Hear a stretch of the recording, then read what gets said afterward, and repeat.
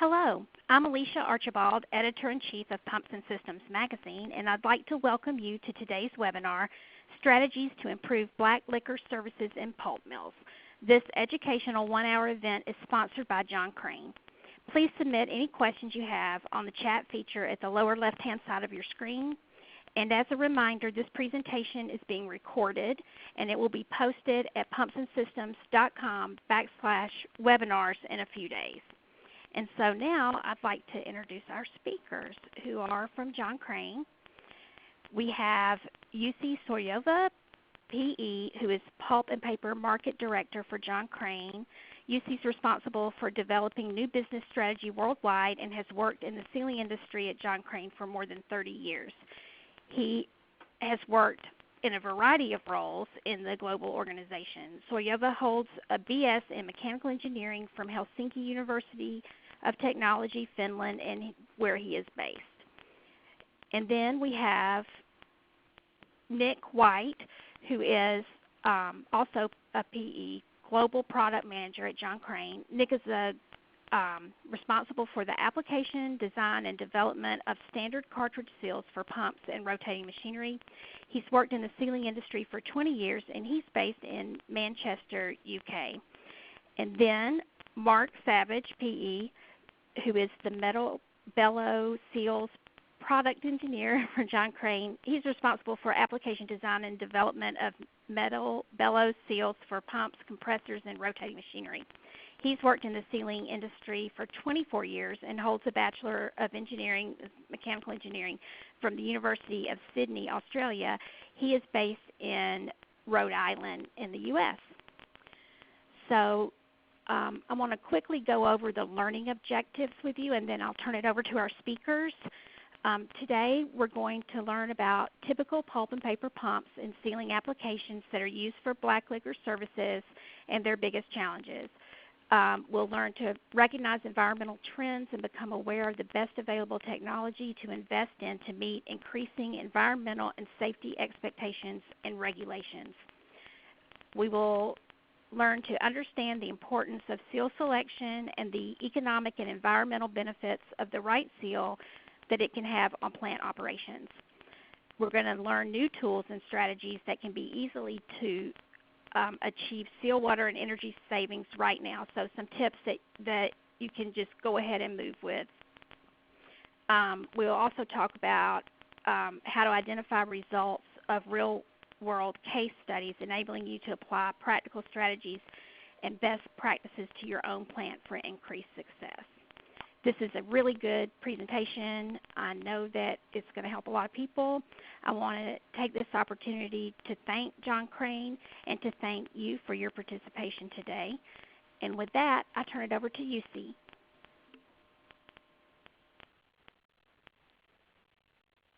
Well, thank you, Alicia, and welcome everybody on this webinar. On my part, I will describe the process of chemical pulping and circulation of black liquor in the system. But before we get on that, I just wanted to share a bit of interesting information that is based on the estimation that in globally over 1.3 billion tons a year of weak black liquor are processed in the pulp mills. That means that around 200 million tons per year black liquor dry solids are burned in recovery boiler, and that is helping to recover some 50 million tons of cooking chemicals, and to produce around 700 million tons of high pressure steam. These are pretty amazing numbers, and these really make the black liquor the fifth most important fuel in the world. And black liquor is the most important renewable biofuel delivered from the food. And of course, this applies particularly in the Nordic countries and Finland, where I'm coming from. So when starting the process, the pulp and paper mill are either integrated together or they can be separate. And standalone pulp mill or paper mill is called non-integrated operation plant. The different stages of process are described in this slide, starting from cooking, washing, bleaching, and all the way to the finished products. Typical non-integrated pulp mill is producing market pulp for other companies or to the market. They will use the raw material for their paper and board products. On today's webinar, we will only focus on processing black liquor, or particularly the parts of the process including black liquor. So let's get started here. The pulp mill takes some form of fiber, typically wood, and creates a waterborne slurry of 3 individual fibers. Normally this slurry is called paper or pulp. Process can be chemical, mechanical, or combination of both. The most common method is the chemical pulping process. That is pretty much the image that we show here. And this uses a strong caustic solution or cooking liquor that is called white liquor to dissolve the organic glue like lignin that bonds the individual fibers together. If the pulp mill is a standalone operation, it's producing market pulp and shipping out typically bales of rough sheets of dry pulp. And that is then shipped in bulk to the paper mill to produce a variety of end products. In today's very competitive market, every pulp company strives to maintain its commercial advantage in an increasingly competitive global marketplace. Important factor in this is process reliability. This ties well into equipment and sales and systems reliability. That is requirement that is needed to be competitive on the market. And that's where John Crane and its advanced technology and pretty much required industry-specific experience obtained over the decades is applied.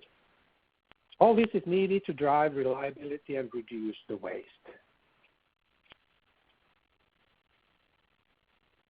These 2 images on this slide are pretty commonly used, very simple flow sheets that are describing the craft chemical recovery. And they do it quite well here. The upper image is describing the process, just like we saw in the previous image. The lower simplified diagram is describing only the black liquor circulation process and its recovery process. Today's theme is talk about the black liquor process, and this process has 3 main drivers. First is minimizing the impact of waste material, pretty much black liquor from the pulping process. And secondly, recycling the pulping chemicals. We talk about sodium hydroxide and sodium sulfide, cogeneration, steam, and power. How effectively pulp mill is managing these processes determines greatly how successful it will be in the global competition.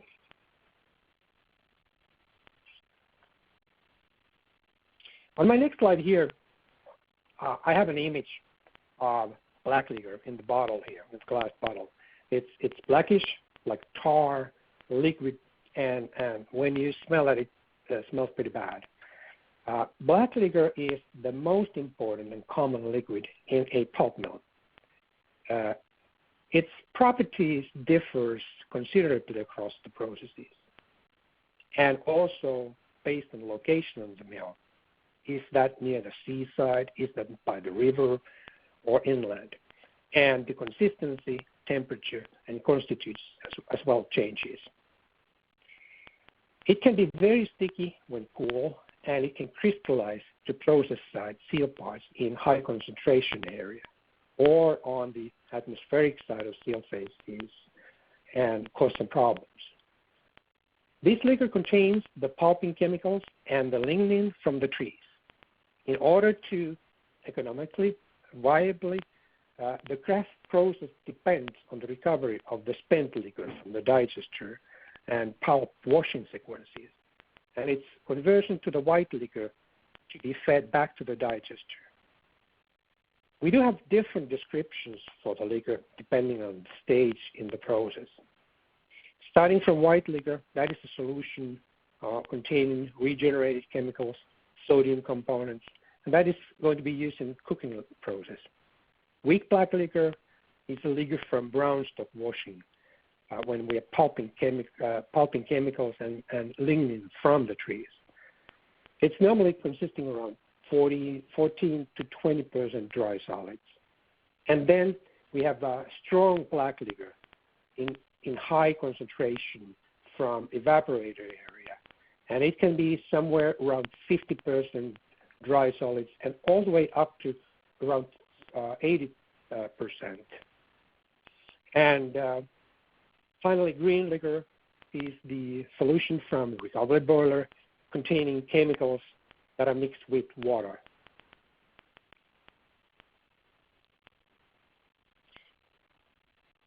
So I guess the most common pulping process is the alkaline sulfate fast pulping process. This is the dominant in the market, and it's basically based on the sulfate process that is somewhat misleading, as the basic chemicals used are sodium hydroxide and sodium sulfite. Sodium sulfite is pretty cheap compared to sodium sulfite and sodium hydroxide, and it's used as a makeup chemical that is used to convert the recovery cycle. To reduce the cost, the chemicals used in the craft process are recovered and reused many, many times, with little makeup of lost chemicals required.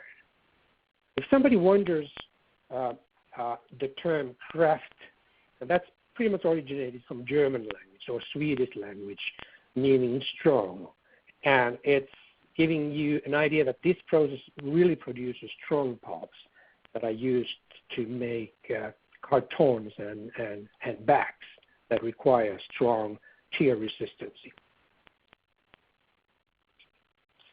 So the main areas in the craft process can be defined as digester, fiberline area, where we treat the wood to separate the fibers, and the liquor recovery area, where we are separating the byproducts and regenerating the chemicals.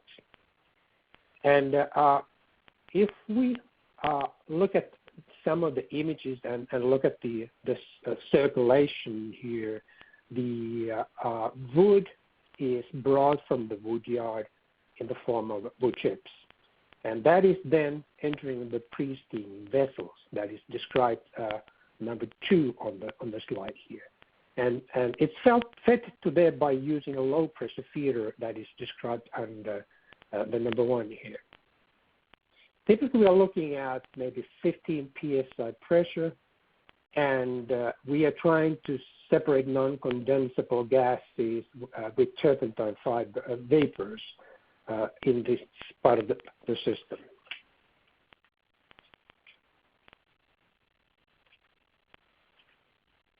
The pre-steam chips are passing through the chip chute, where they are mixed with digestin, basically a white liquor.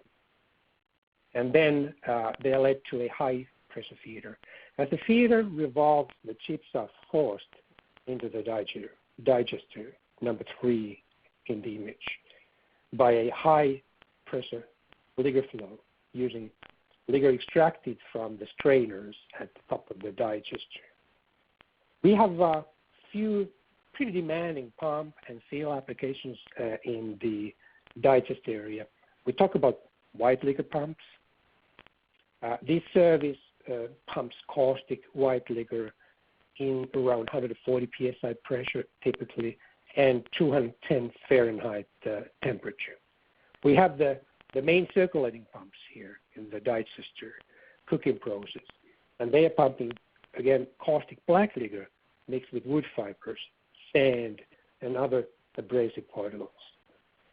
The pressure on those pumps can be around 220 psi while the temperature can range from somewhere from 340 Fahrenheit to 170 Fahrenheit. Then we have chipset pump.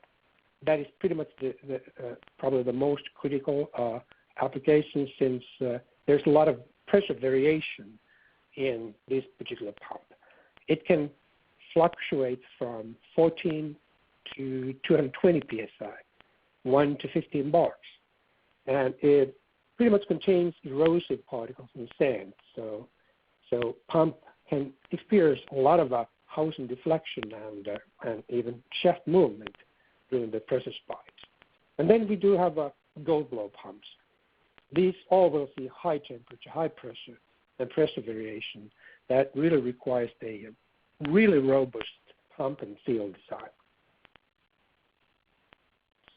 This is just showing us a couple examples of the digester, and it's looking like a big pressure vessel or cooker in which the wood chips are cooked into the pots. The chips are mixed with the chemicals, typically white liquor, that will dissolve out the lignin, then the turpentine-like components that binds the fibers together as a solid wood. So as this image here indicates, the fluctuation of the temperature from 140 to 220, from fluctuation of pressure can be around 140 to 220 psi, and the chip shoot is pretty violent operation because of the pulsing of the rotary feeder as it turns. This is just showing us an image of a pulp mill that is located in Finland. You can see the digester in the front, and this particular mill is producing some 700,000 tons of pulp a year. So this is, I would say, pretty much an average size of the mill in today's industry. So after leaving the bottom of the digester, the stock passes through a washing stage and screeding stage that is described in this image here. This is a kind of a physical and mechanical separation of removing solids from the fibers. This includes different nuts and fiber bundles and uncooked chips, and they are removed from the circulation and put back into the digester to cook them further. In this area, we have liquor pumps. We have weak liquor pumps, around 10% solids, and stock pumps, pretty much around 4% consistencies. These are mixed with brown stock. That is a caustic black liquor, including some sands and other abrasives. We have nutters, different type of screens to separate the solid particles from the mainstream, and agitators as well. So this is a full of rotating application, big size equipment that are requiring quite often mechanical seals.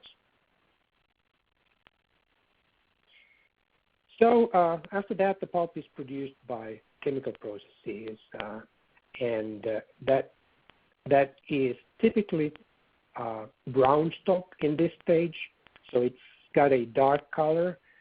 And the reason for the dark color is that we still have some impurities and lignin remaining there, and we need to take that brown color out and put the paper stock through the bleaching sequences. So in this particular area, we have filtrate shower pumps, pumping weak black liquor, only about 13-17% solids, and paper stock pumps in various applications. We are normally looking at 1 to 3% consistency in this area. This is also including some caustic black liquor and still some sand and other abrasives. The other major equipment in this area are MC pumps, medium consistency pumps, chemical mixers, and different vacuum pumps.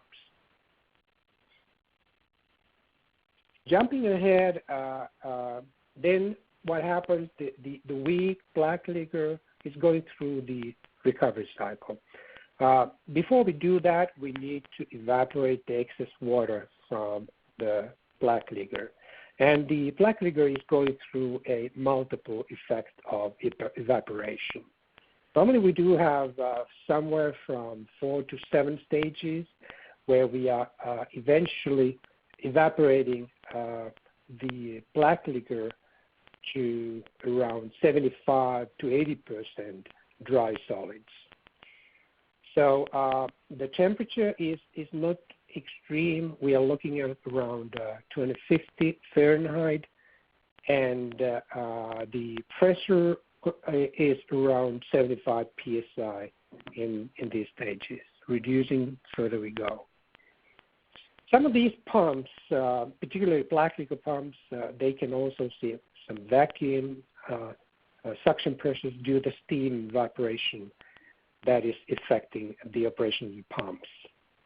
So mechanical seals are almost always used in these pumps to prevent water being injected back into the process and kind of defeating its purpose. So we are looking at condensate pumps, agitators, and sort of soap extraction pumps in this area. So once the thick and highly concentrated black liquor is done, we're going to bring it to the burner and put it through the recovery furnace. And the resultant is the resultant molten smelt is discharged to a tank where it's dissolved to form the green liquor.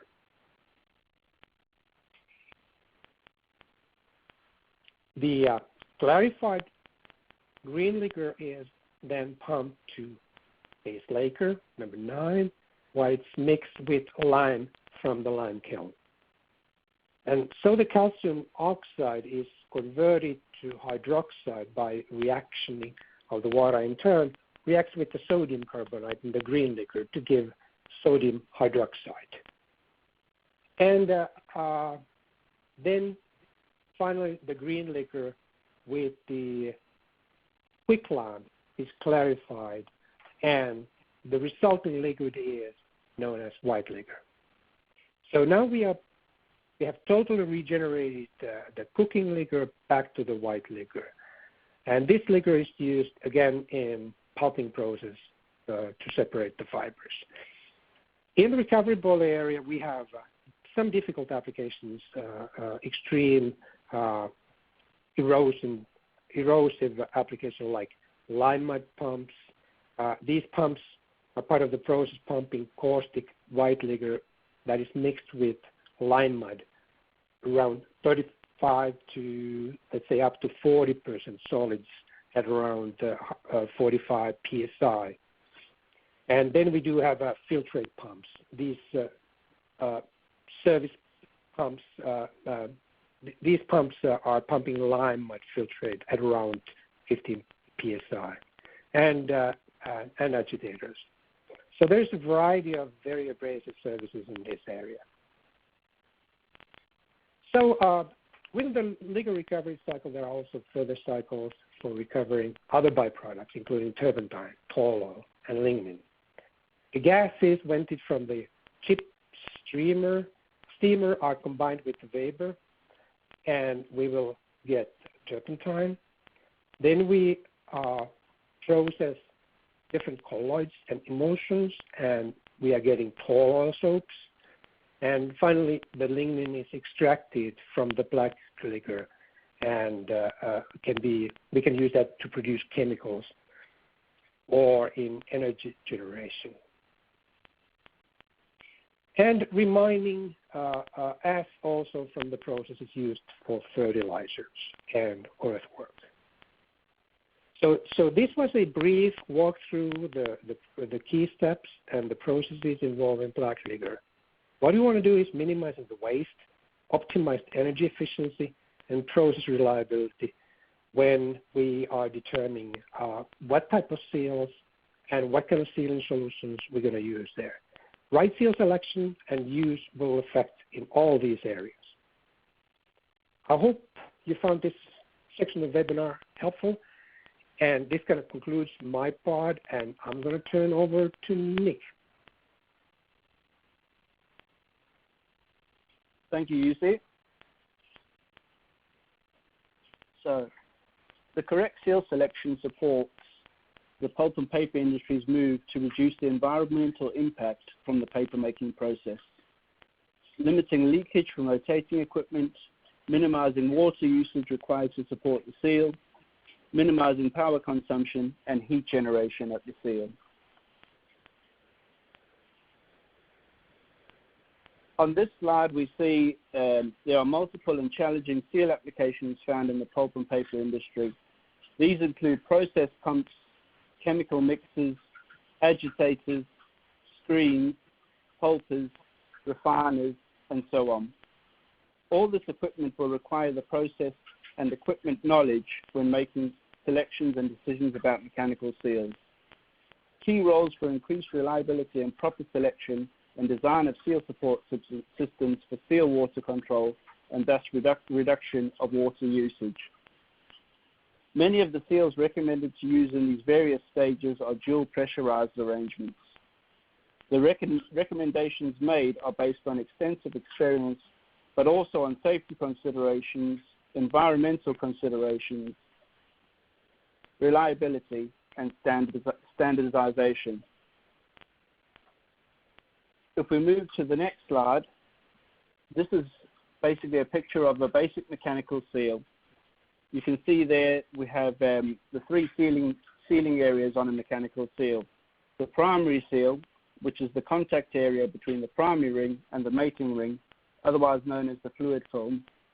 The secondary seal, this is to prevent leakage past the primary ring and allow actual movement. And the tertiary seal, which is the seal between the mating ring and the housing or the gland plates. The information required for seal selection is very important. Some of the information we require when doing seal selections is the pump make and model, seal chamber dimensions, shaft size, pump speed, process or product temperature, seal chamber pressure, the SG or viscosity of the liquid, and any additional information like abrasives, fine content, etc. That will enable, this information allows us to select whether a single with flush or APR plan 32, single with quench or APR plan 62, or dual seal is required. What the correct primary ring and mating ring combination should be, as well as elastomer material and metallurgy.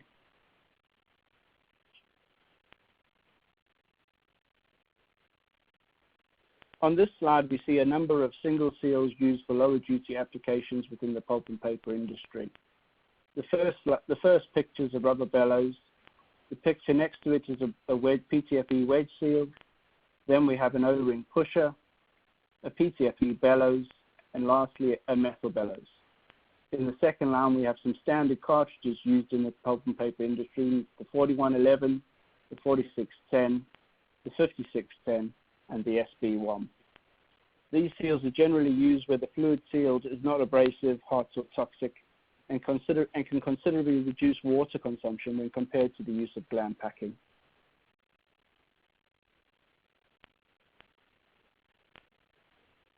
This slide shows some APR piping plans used for single seals. We have the APR plan 11, which is a common flush used today. This plan takes fluid from the pump discharge through an orifice and directs it back into the seal chamber, providing cooling and lubrication to the seal faces. The next one is a plan 13, which flow exits the seal chamber and is routed back to the pump suction. This is a standard arrangement on vertical pumps. Plan 32 uses a flush stream brought from an external source to the seal. This plan almost always used in conjunction with the close killer's throat pushing. Then we have Plan 62, and this is a common plan to improve the environment of the atmospheric side of the single seals by quenching with steam, nitrogen, or water to wash any abrasives that form.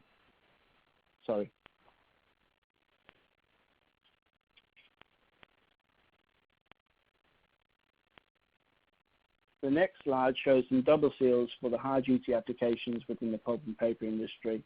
We have a 4620, a 5620, a 5625, which is a metal bellows, and an SV2.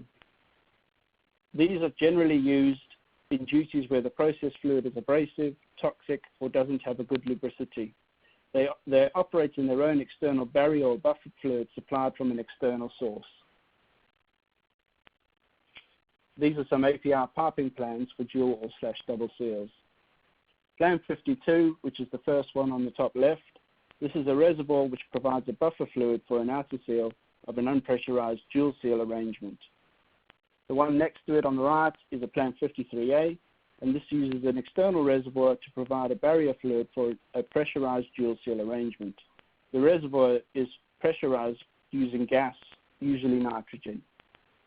The Plan 53B, which is the bottom left, uses an accumulator to isolate the pressurizing gas from the barrier fluid. A heat exchanger is included in the circulation loop to cool the barrier fluid down. And finally, on the bottom right is a Plan 54, and this is an external source to provide a clean pressurized barrier fluid to a dual pressurized seal. Here we have some pictures of the seal support systems used with dual pressurized seals. The first one is a safe unit, the second one is a Plan 53A, the third one is a Plan 53B, and the fourth one is a Plan 54. Now we look at some face technologies which John Crane offers. Dynamic lift or upstream pumping is basically a spiral grooves which are put in a mating ring on the inboard side of the dual mechanical seal. How does it dynamic lift work? Wet running dual seal based on currently available Type 5600 Cartridge series platform. The inner seal has a spiral groove non-contact face pattern on the mating ring. The outer seal is a conventional contacting seal such as the 5610. Uses unpressurized or pressurized water that has been filtered as a buffer stroke barrier fluid. The inner seal pumps the clean filtered water into the process stream, overcoming the seal chamber pressure. Because the process side is at a higher pressure than the buffer fluid, the seal is said to pump upstream.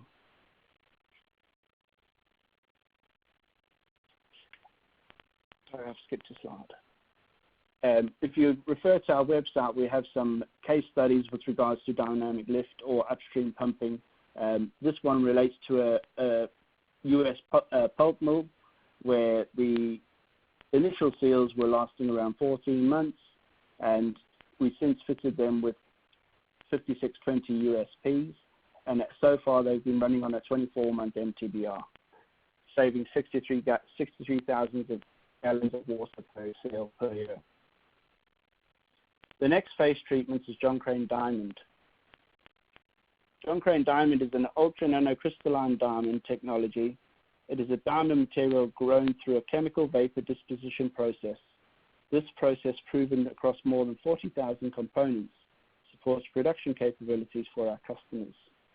John Crane Diamond addresses intermittent dry running conditions to improve the reliability of rotating equipment. The Diamond Tough Face technology stands up to difficult applications involving poor lubricating fluids, liquids above their atmospheric boiling points, and abrasive slurries. Its low coefficient of friction reduces heat generation and energy consumption.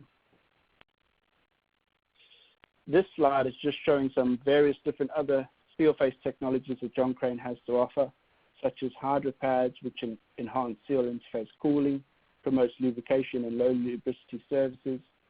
The next two are predominantly for gas seals, which wouldn't apply to the pulp and paper industry.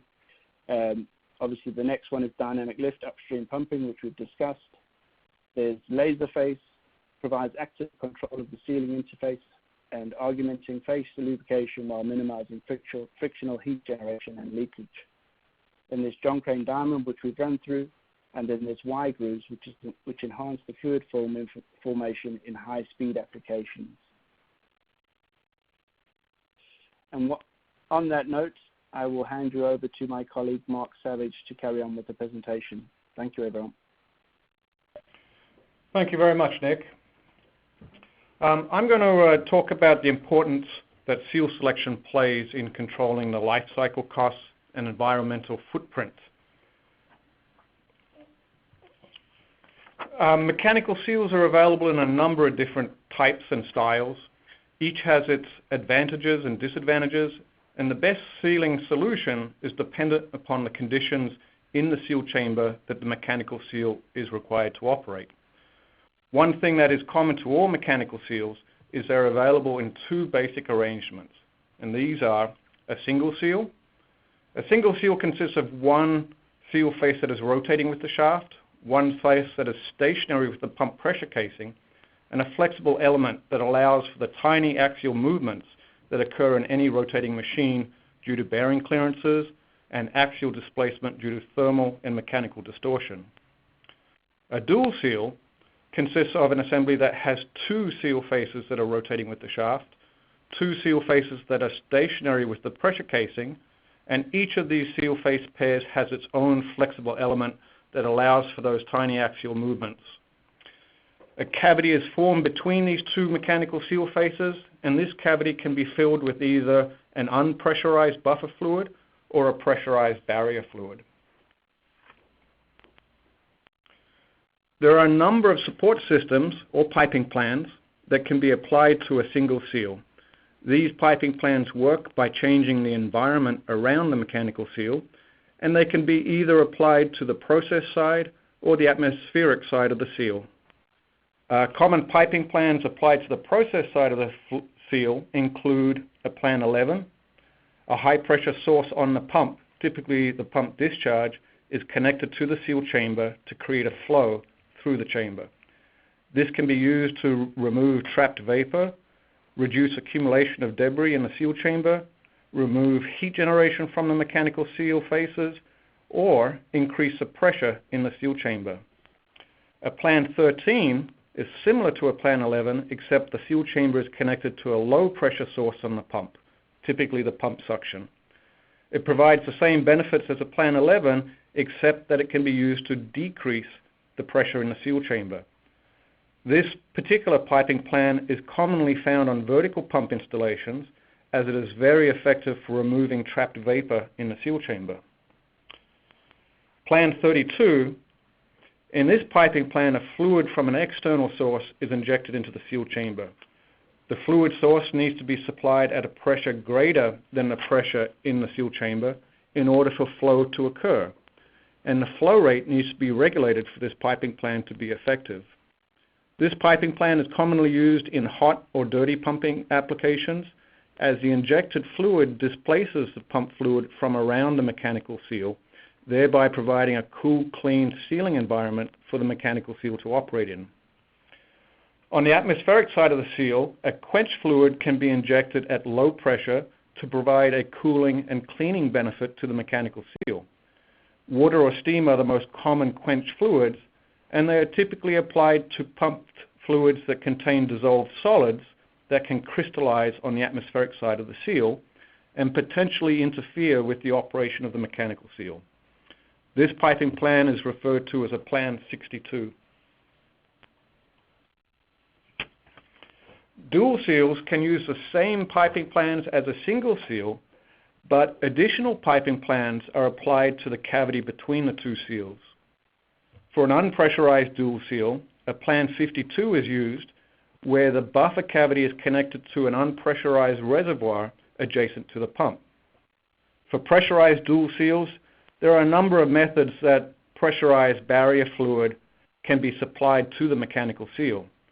The simplest is a pressurized reservoir. However, this pressurized barrier system, also known as a Plan 53A, can extend to more elaborate systems that include a central lubrication system that services multiple pumps.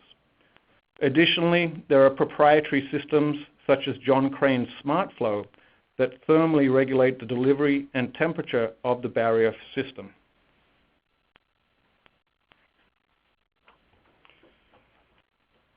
Critical factors to seal arrangement selection. The critical properties of the sealed fluid that impact selection of the sealing arrangement are toxicity, solids content, fluid lubricity, and fluid temperature. These properties are interdependent and an understanding of how these properties interact are needed to select a reliable sealing arrangement. For example, as temperature increases, fluid lubricity decreases. The presence of solids also decreases a fluid's lubricity, and an increase in temperature can make the toxic effects of a fluid more acute. To apply this in an example, a cool fluid with dissolved solids can be easily sealed with a single seal arrangement. But as temperature increases, those dissolved solids can crystallize on the atmospheric side of the seal, requiring either a planned 62 quench or a change to a dual seal.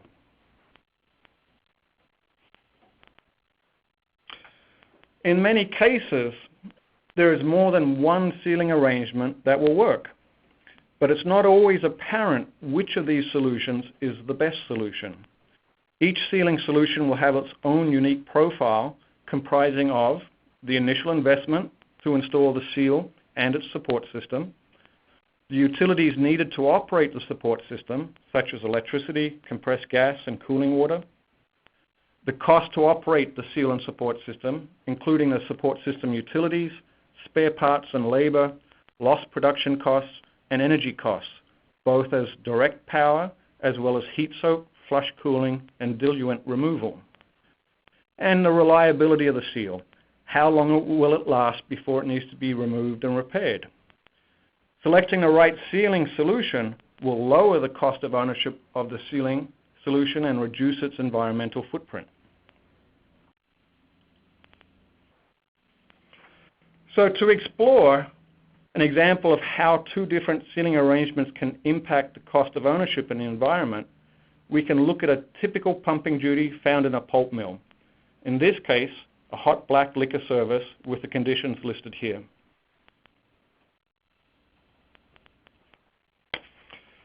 We can examine two different sealing arrangements and compare them to each other. The first sealing scenario is a single seal with a plan 32 water flush.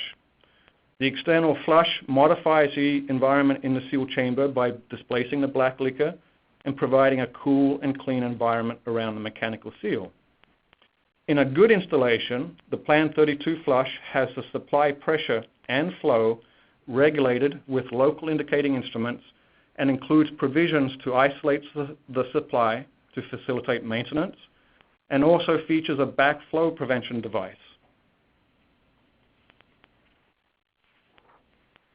The second sealing arrangement is a dual pressurized seal. For this example, we'll use a barrier system installed as a Plan 53A. In this system, the barrier fluid is stored in a reservoir adjacent to the pump and is pressurized with nitrogen. The reservoir is connected to the mechanical seal, where a small pumping device within the seal circulates fluid from the reservoir through the seal and then back to the reservoir. Both of these sealing arrangements are viable sealing solutions for this example, but let's take a closer look at the energy requirements for each of these solutions.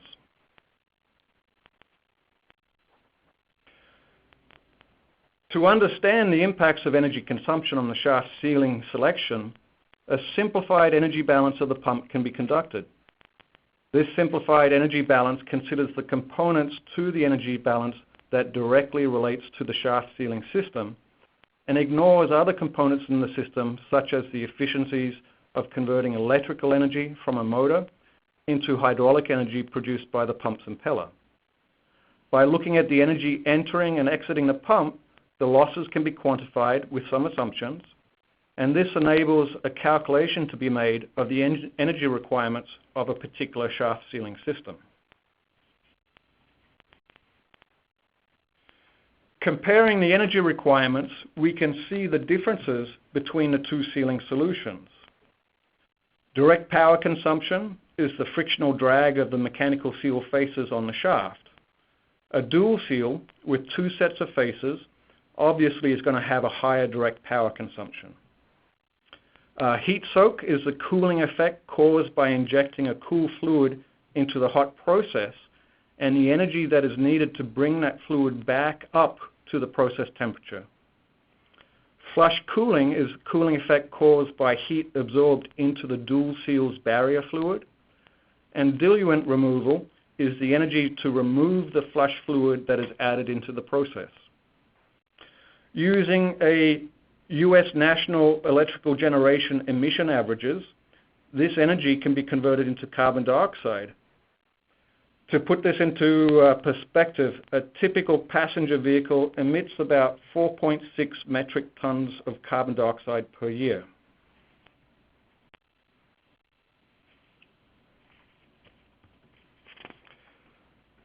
When comparing the costs, we can see that they consist of a couple of components.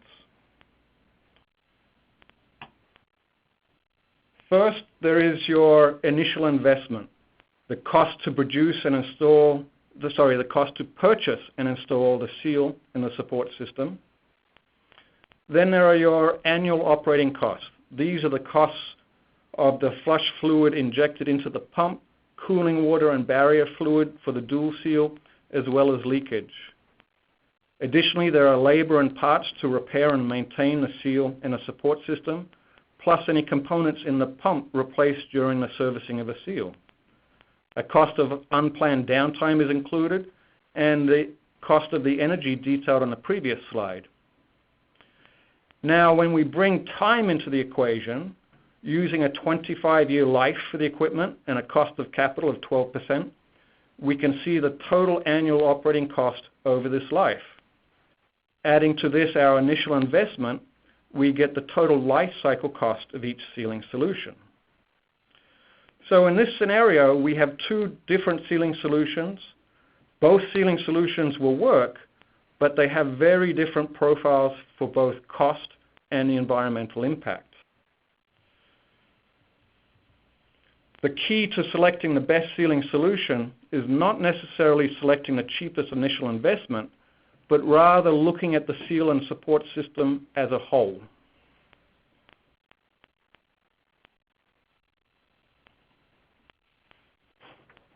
So to conclude, we hope this webinar has helped you to provide you with practical ideas to tackle challenging black liquor applications in a pulp mill, deliver a better understanding of the importance of seal selection on the economics and environmental impact that the right seal can have on plant operations, teach you about tools and strategies that you can quickly deploy right now to achieve savings in seal water, energy, and costs that will boost your operations profits, foster knowledge sharing so that you can see successful real-world case studies and apply these strategies and best practices in your own mill for increased success, and educate you on the trends and environmental implications that we are seeing in the pulp and paper industry today.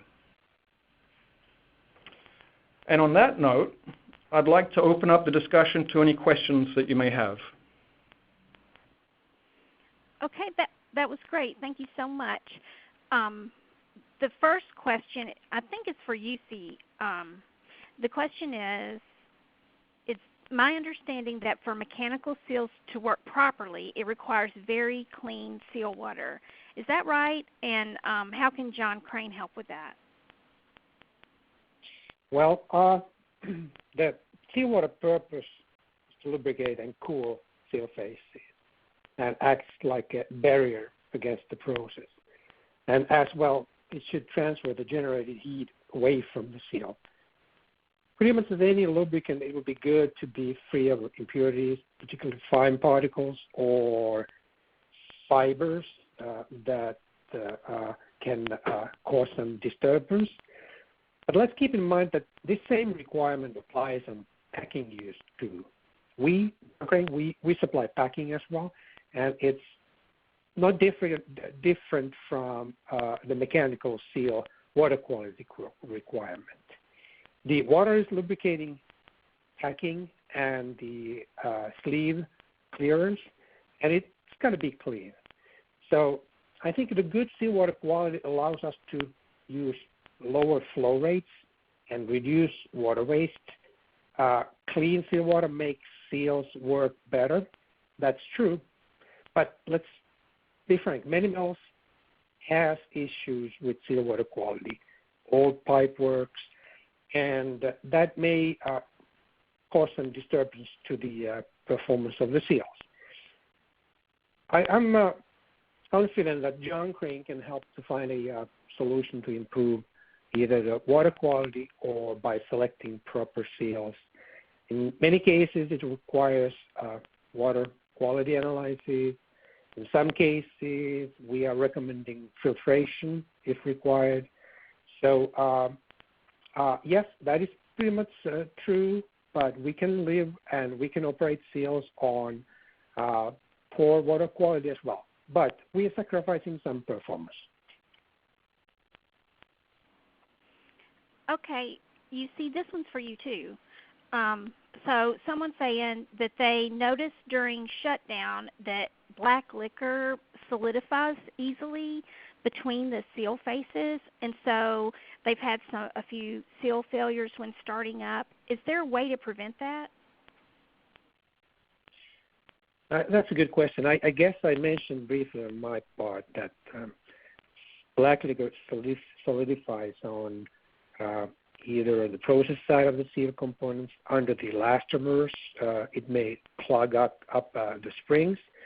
But I would say the main way to avoid that is to keep the seal support system, in many cases, seal water control device is on. Make sure the water is flowing through.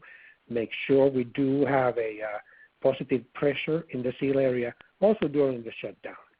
If something goes wrong, I've seen people use kind of steam quench to heat up the seal before the shutdown to make sure that it kind of flushes the seal area clean.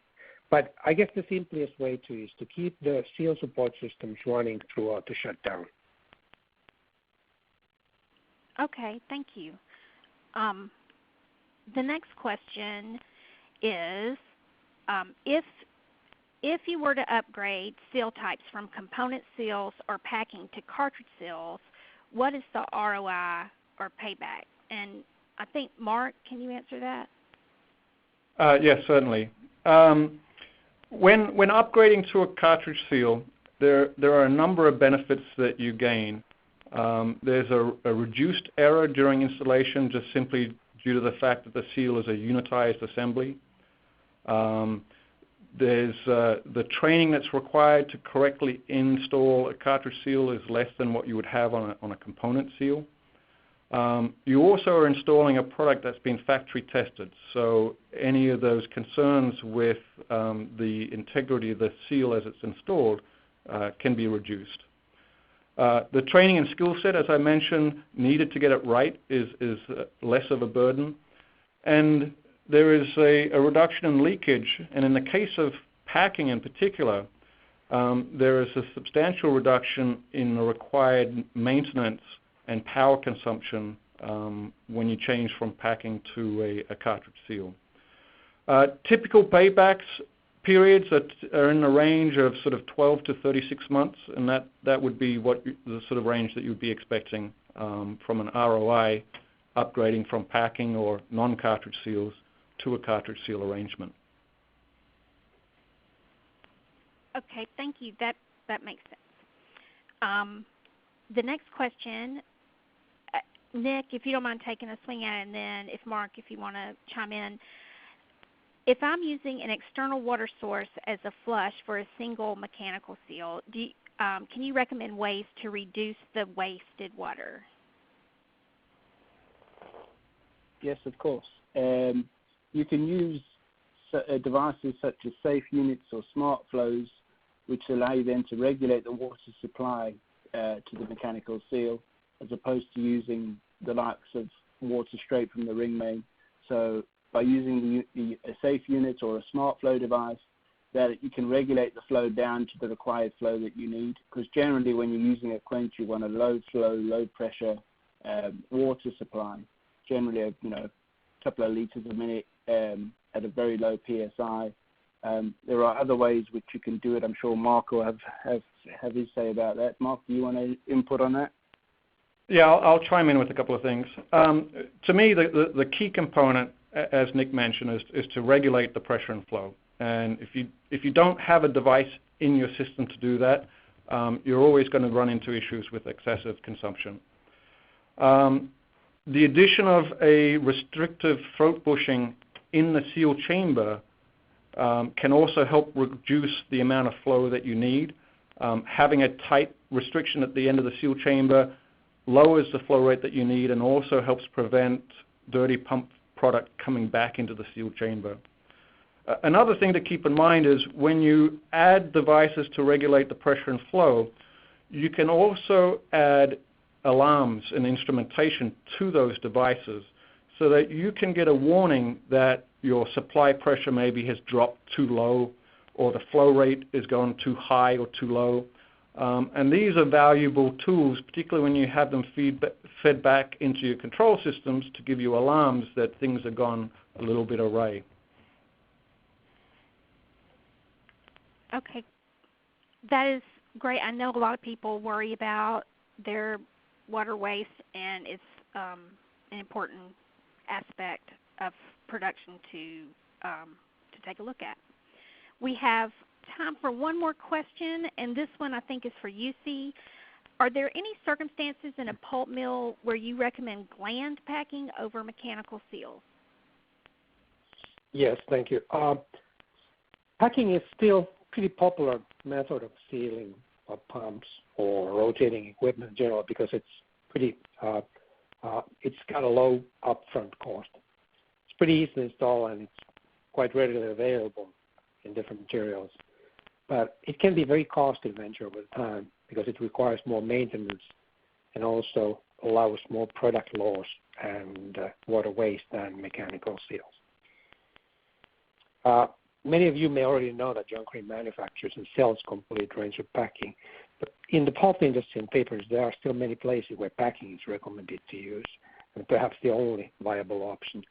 Some of these equipment are having a very large shaft sizes. They are very difficult to disassemble, or the space is just restricted. So these can be found around pretty much digest area and fiber line area in general.